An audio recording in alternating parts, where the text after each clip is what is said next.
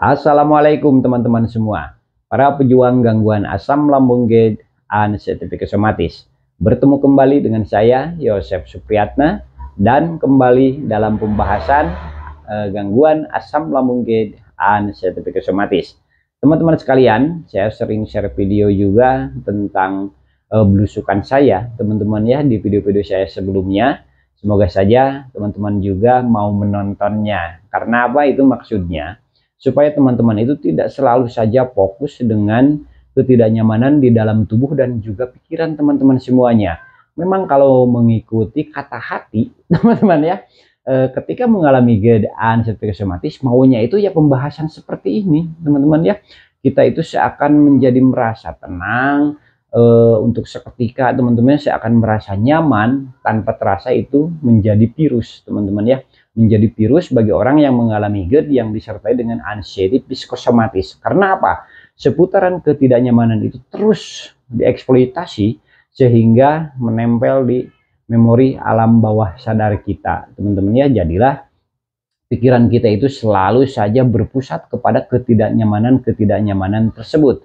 Sedangkan bagi orang-orang yang mengalami GERD yang disertai dengan anxiety psikosomatis, itu akan lebih cepat sembuh dengan terlupakannya trauma yang pernah dialaminya, dari sensasi hebat ataupun dari ketidaknyamanan yang terus-menerus dialami sehingga menurunkan kondisi psikisnya. Nah itu teman-teman ya. Jadi saya share video juga tentang belusukan saya, jalan-jalan atau apapun yang selain dari pembahasan GERD psikosomatis. Namun saya juga tidak melepaskan pembahasan ini karena sewaktu-waktu teman-teman itu juga penting untuk membahasnya, yaitu untuk mencari solusi bagaimana menanganinya. Akan tetapi jangan terus-menerus teman-teman ya.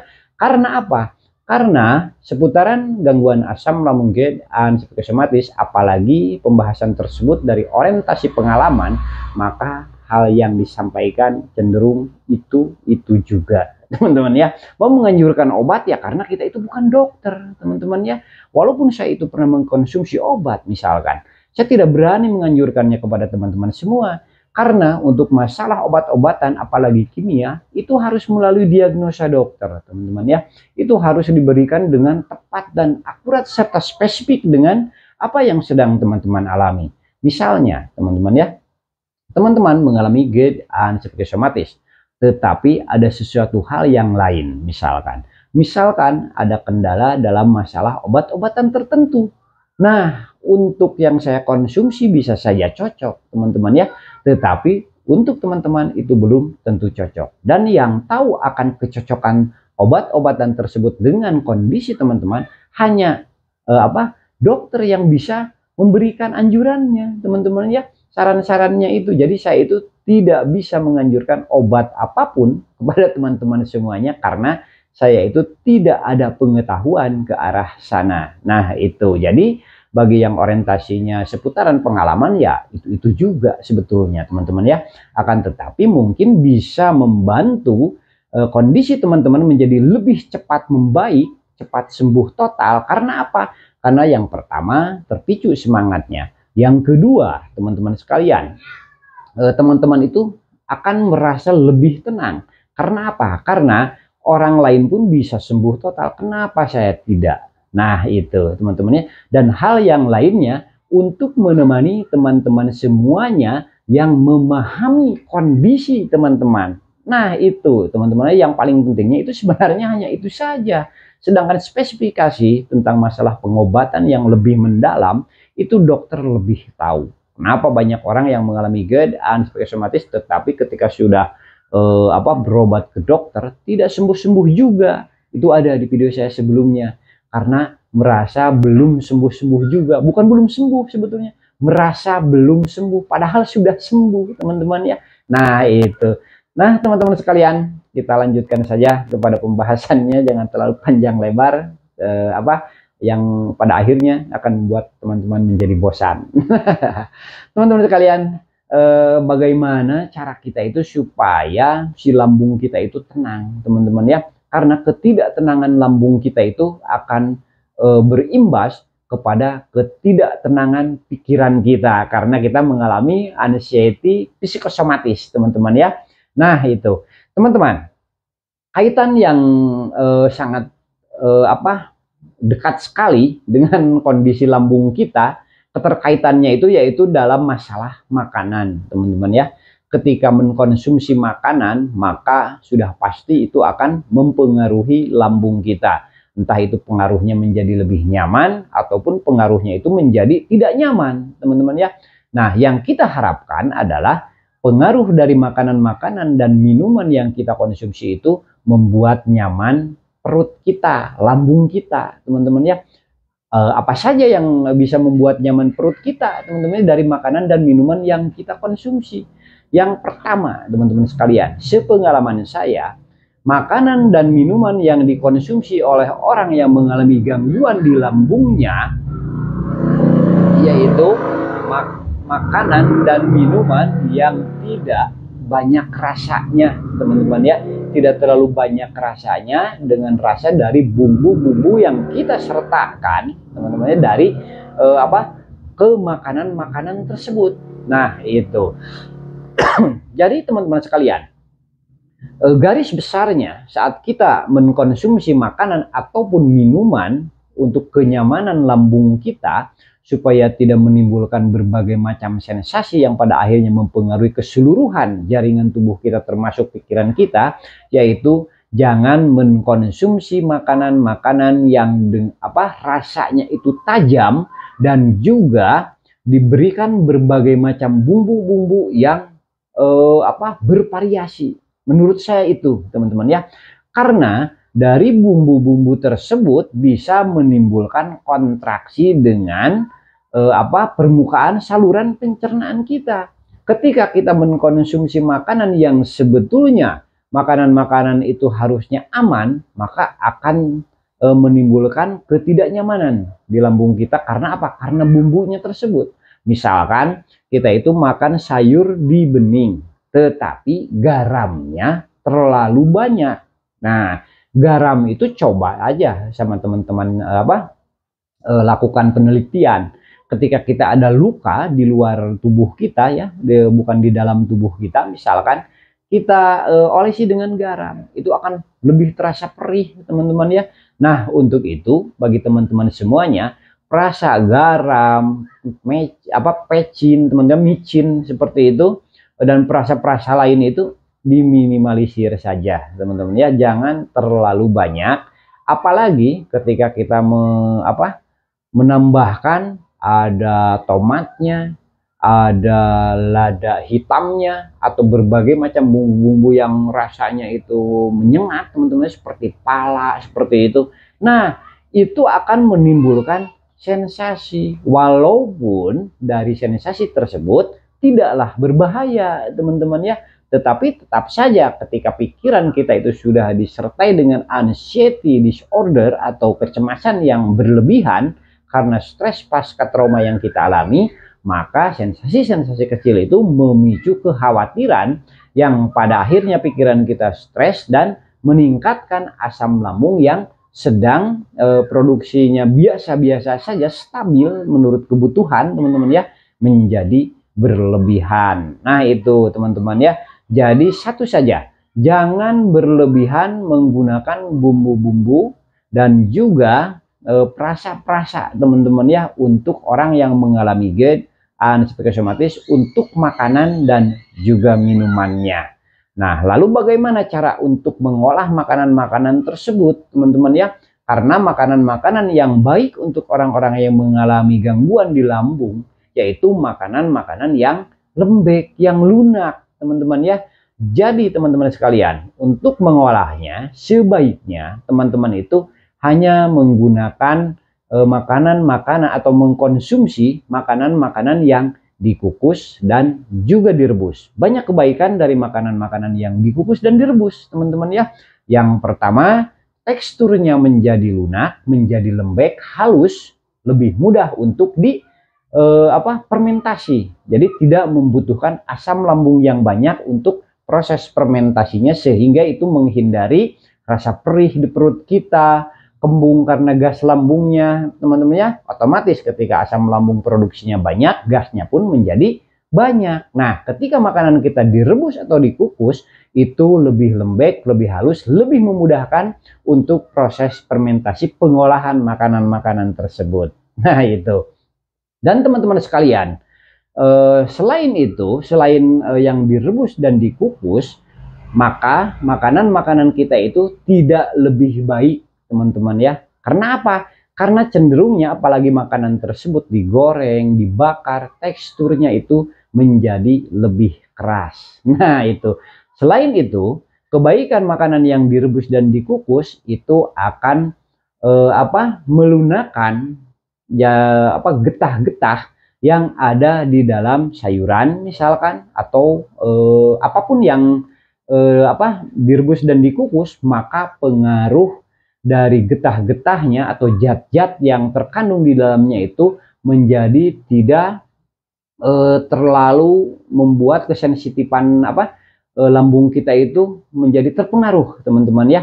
Karena misalkan kalau ada getah dari labu misalkan, atau dari makanan-makanan apalah, sayuran-sayuran yang kita buatkan untuk kita makan, teman-teman ya, itu menjadi terpuyarkan, teman-teman ya, karena pengaruh air. Nah, itu kalau direbus misalkan menjadi terpuyarkan karena banyaknya air.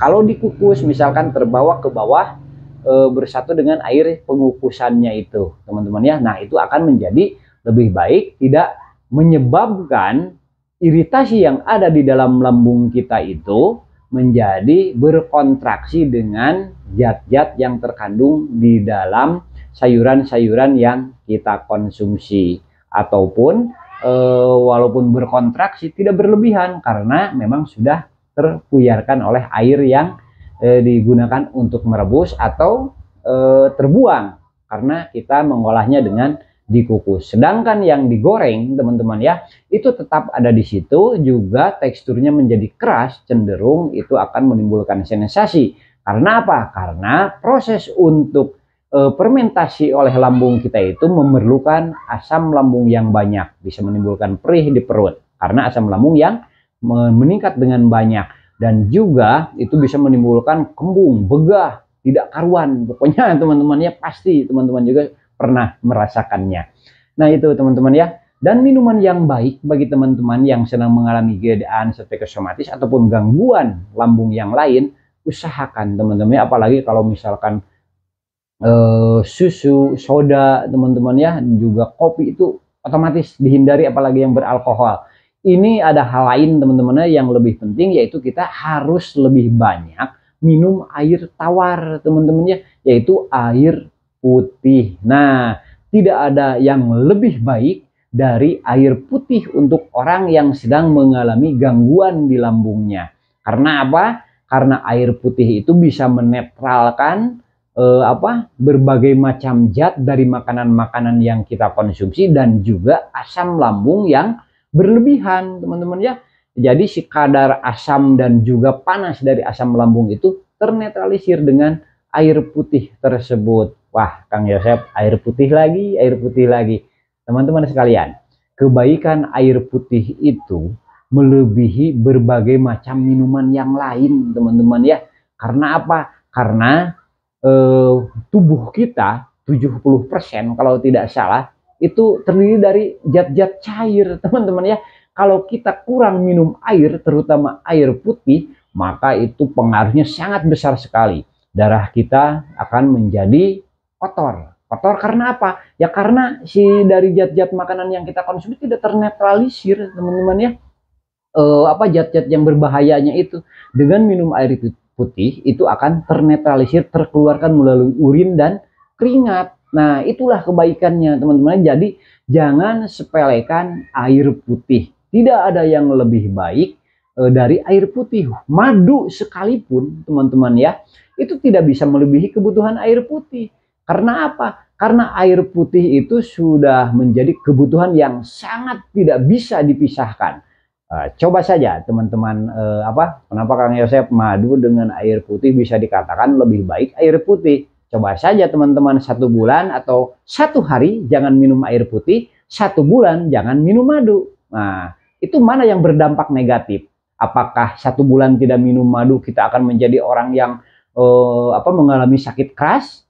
Tetapi kalau teman-teman, jangankan 1 bulan, tidak minum air putih 1 hari saja, siap-siap teman-teman bisa sakit. Nah, karena dehidrasi, teman-teman ya. Nah, berarti kebaikan air putih itu melebihi madu sekalipun. Nah, itu teman-teman ya. Alhamdulillah air putih itu tidak mahal. Coba kalau air putih harganya seperti madu. Nah, itu bisa gelagapan kita teman-teman ya. Itulah kasih sayang dari Allah Subhanahu wa taala, sehingga air putih yang banyak dibutuhkan oleh makhluk hidup itu lebih murah daripada madu yang katanya itu berkhasiat untuk pengobatan berbagai macam penyakit. Nah, itu teman-teman sekalian.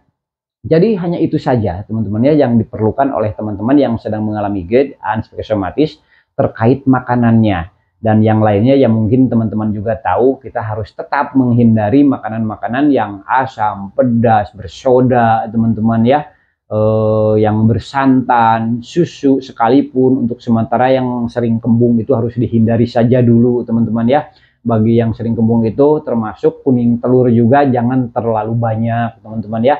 Hindari makanan-makanan yang digoreng, utamakan makanan-makanan yang direbus dan dikukus saja. Itu tidak akan berlangsung lama teman-teman ya, ketika memang teman-teman itu disiplin konsisten melakukannya. Maka si lambung kita akan menjadi tenang, yang selanjutnya tidak banyak timbul sensasi, pada akhirnya pikiran pun menjadi tenang. Karena ketidaktenangan pikiran kita itu ya karena sensasi-sensasi yang timbul di dalam fisik kita, terutama ya di lambung kita. Yang menjadi masalahnya itu dari lambung yang kembung bisa menjadi napas yang berat teman-teman ya, dari lambung yang sedang perih misalkan karena konsumsi makanan yang keras misalkan.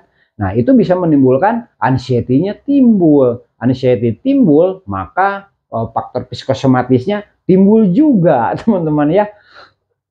Seakan kita merasakan sensasi hebat dan berbagai macam hal yang tidak nyaman dari gangguan asam lambung GERD anxiety psikosomatis yang teman-teman alami. Untuk itu jaga makanan dan minumannya, jangan dulu neko-neko teman-teman ya, jangan macam-macam dulu, lebih baik yang aman-aman saja. Itu tidak akan berlangsung lama. Sesudah sembuh teman-teman bisa mengkonsumsinya kembali, asal jangan berlebihan.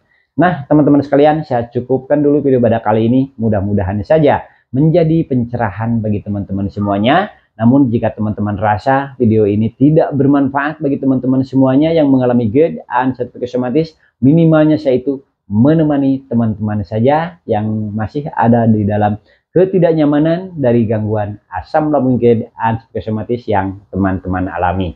Di akhir video selalu saya berdoa untuk teman-teman semuanya yang mengalami GERD anxiety psikosomatis ataupun yang mengalami gangguan kesehatan yang lain, semoga semuanya cepat sembuh total dan dapat beraktivitas kembali dengan normal. Amin ya Allah, amin ya robbal alamin. Assalamualaikum warahmatullahi wabarakatuh.